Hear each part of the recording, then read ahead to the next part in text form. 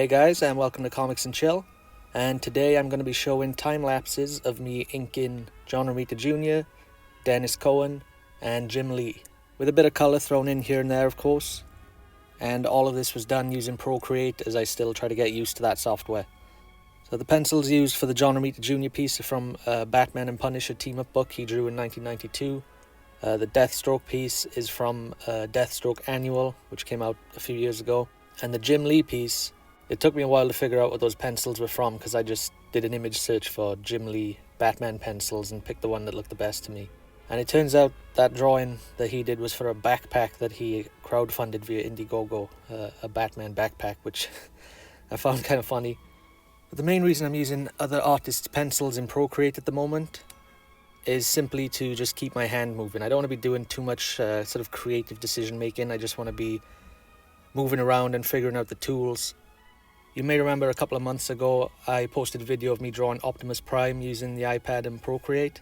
One piece of advice I would give you is do not use the paper textured screen covers, because that was shredding the nibs of my Apple Pencil. And I also found that it was kind of making it harder to get lines that I liked. So I removed that and I replaced it with a simple glass-like screen protector, and it's a lot smoother. The main reason I want to really get used to working on the iPad is I like the idea of being able to make a comic from soup to nuts completely on this little device that I can take with me anywhere. Not that I'm doing any traveling at all at the moment, but I'm just kind of sick of being sat at my computer desk all the time instead of just, I don't know, I just like the idea of it. And also I have a bad habit of shying away from learning new tools and new techniques and stuff. I tend to get sort of stuck in my ways. And there is a level of disconnect drawing on a regular Wacom tablet whilst looking at a screen, as opposed to drawing directly on the surface. I can't afford a Cintiq. I could never imagine dropping the money on that. And the more that I've seen other artists work with the iPad, whether it be in Procreate or Clip Studio, it really made me want to charge in there. So over the Christmas holidays I was working on these, and yeah, it's been a lot of fun so far doing the inking. The colouring in Procreate, however, I'm finding very tricky to figure out. I change my mind a lot whilst I'm colouring a piece, and I find that Procreate doesn't make the colours too easy to edit after the fact. Like, I just haven't found a way that I'm comfortable working with colour in Procreate yet. I will be trying out Clip Studio, formerly Manga Studio. I've heard that's really good in the iPad. And you may be wondering why Batman is coloured that way. That's the Zur-NR costume. It popped up. I mean, it's existed for a long time, but Grant Morrison used it in his Batman run. A friend of mine is a big fan of that costume, and so am I. So every time I draw Batman, I find it fun to colour him that way.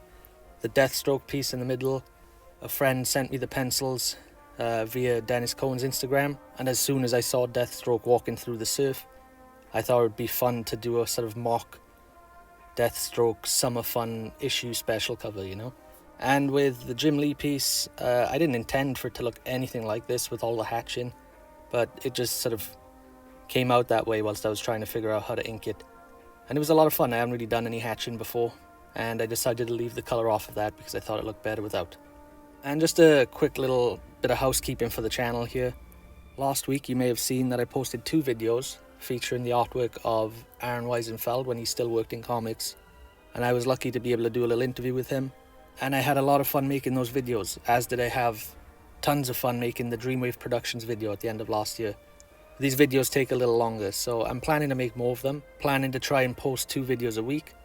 So going forward, the videos on the channel will be a sort of mixture of, deep dives on certain topics, covering fun single issue comics, just flipping through them and talking about them. And I'll also be posting more time-lapse videos of my drawings as I continue to experiment with Procreate, and I will soon start to share my own comics project work as well. I have a few comics that I released a couple of years ago, and they're kind of embarrassing and hard to look at now, but I still think it could be interesting to flip through them and talk about the mistakes I made along the way and what I've learned from them and how I'm going to apply that going forward.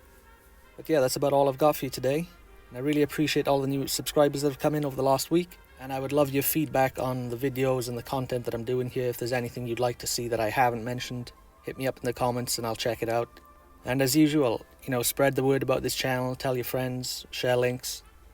Subscribe if you haven't already, hit the bell icon to get notifications, and follow us on social media. And I'll be back later in the week. Take it easy.